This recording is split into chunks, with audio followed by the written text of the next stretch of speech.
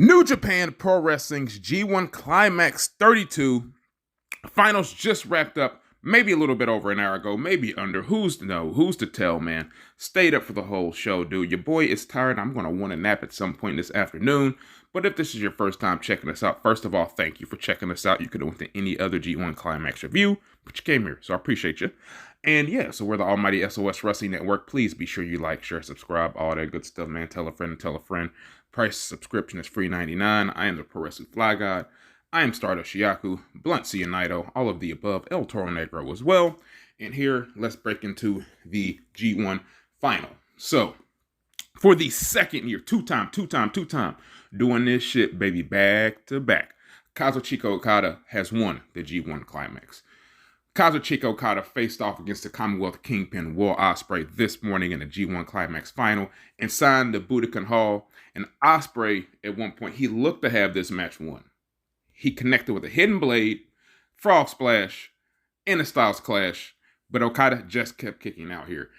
It looked like the story that they're telling for me is once that he hit Okada with the hitting blade, he should have just pinned him right there. He kept trying to go through these sequence of moves right here.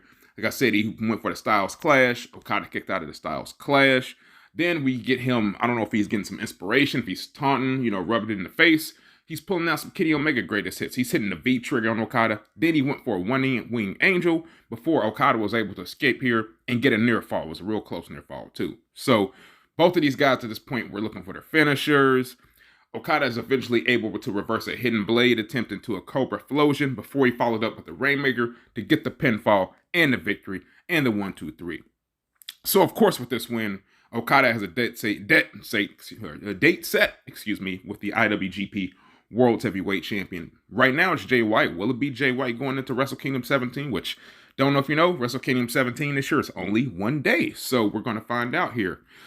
We all know the Switchblade was able to defeat Okada in Dominion a couple months ago. So when Okada, with this victory today, this marks the fourth time that he has won the G1 Climax. He won previously in 2012, 2014, and 2021. So yeah, Okada here putting up a four-peat, man. He's almost putting up Michael Jordan numbers at this point. Was I a little disappointed by him getting a victory because it pretty much is status quo and ho-hum? Yes, I was. Do I understand why they gave Okada the victory? Yes, I do. They want to be able to sell out that Tokyo Dome. I get it, man. You want to have your biggest show of the year have as many people in it as possible. So I can't be upset at that, but I kind of just like that's just more ho-hum status quo, but it is what it is, man. We can go ahead and talk about the undercard matches real briefly. So first match we had Chaos, Hiroki Goto, Yoshihashi, Tomohiro Ishii, and Yo versus House of Torture, Dick Togo, Evil, Sho, and Yujiro Takahashi. Yo hits Dick Togo with a direct drive for the pinfall, around 17 minutes and 7.5 minutes, or it was around 7.5 minutes right here. So match number 2, we had Bad Dude Tito and Jonah taking on Team Filthy, Royce Isaacs and Tom Lawler right here.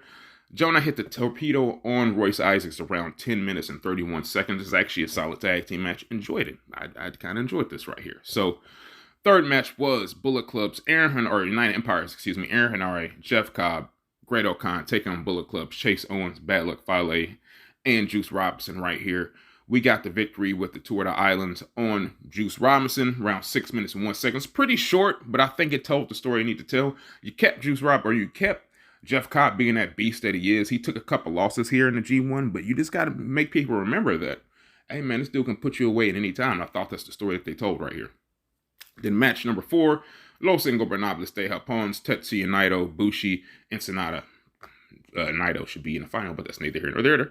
Versus Suzuki Guns, Lance Archer, Zack Sabre Jr., and Taichi right here. We get Archer holding up Bushi, and then we get Taichi hitting him with the Yokozuna elbow around 8 minutes and 1 second right here.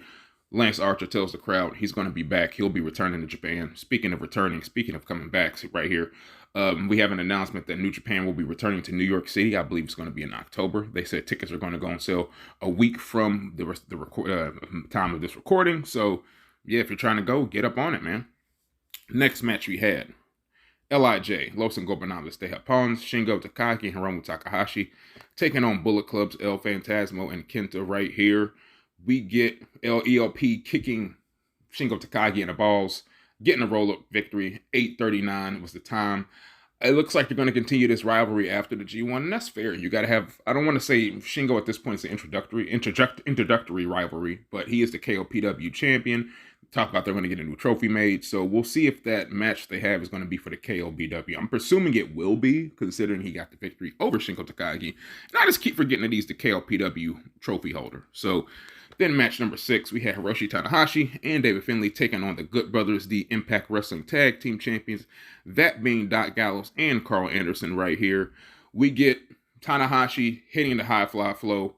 I believe he hit the high fly flow on Carl Anderson. Both of these bald fellas are in there. You hit the high fly flow on Carl Anderson around 10 minutes and 3 seconds, and it kind of begs to wonder, will he challenge for that never open weight title or the Impact Tag Team titles, since they had those belts as well. So then moving up, we had Tama Tonga and Kushida taking on Jay White and Taiji Ishimori right here. So Ishimori gets rolled up by Kushida around 9 minutes and 30 seconds. So these are probably going to be the eventual challengers for both titles, that being Kushida and Tama Tonga. It's just all a matter of when and if they'll be on the same card. I'm presuming they probably will be. So that was the G1 final. I thought it was a solid G1 final. There wasn't really any big surprises or anything like that. I mean, besides from the announcement of Wrestle Kingdom being one night and them announcing that they're coming back to New York City. I guess Okada winning it's like a expected surprise, because I thought they were going to maybe go outside the box a little bit, but they didn't here. And like I said, I get it. You, especially with Wrestle Kingdom being one night now, you were like, oh, you want as many fans as in the building as possible. Definitely understand. So that was my G1 final wrap up, man. G1 Climax as a whole left a lot to be desired. Maybe I was expecting a little bit more. But you know what? I enjoyed my time covering it. Hopefully y'all enjoyed your time checking me out on these reviews, man. We'll be back with more action. Y'all know who we are, the almighty SOS Wrestling Network. Please be sure y'all like, share, subscribe, all that good stuff. Please tell a friend and tell a friend. Please tell them the price of subscription is free $99, because that's actually the price. So, Pro Wrestling Fly Guy signing off, man. Starter Shiaku up out of here. Peace.